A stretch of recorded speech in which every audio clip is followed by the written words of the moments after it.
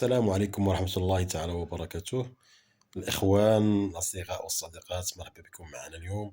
اليوم غنهضر على واحد النصيحة هي ديال الخير. دير الخير. كل ما كدير الخير كل ما كتزيد ترتاح. بالتجربة كل ما كتعطي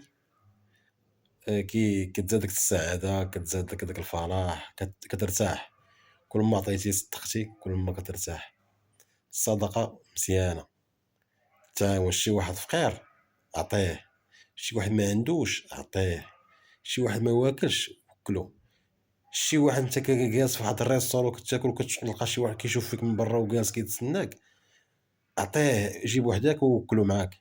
فهمتيني؟ يعني كل ما درتي الخير كترتاح.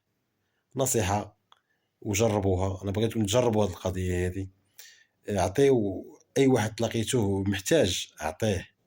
عطيه قليل ولا كثير، عطيه. عندك راه هذاك الشيء راه كيتعوض، والله العظيم راه كيتعوض. راه يعني هذاك الشيء راه راه لا عطيتي 10 دراهم راه كترجع لك بالطوبل ديالو ولا بالتريبل ديالها.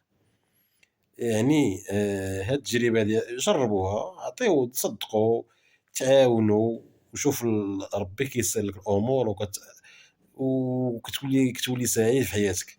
كل ما خرجتي كل ما كتزيد السعاده ديالك. دير الخير يا مول الخير، دير الخير. الخير راه باقي في هاد البلاد هادي، وديروا الخير، والسلام عليكم.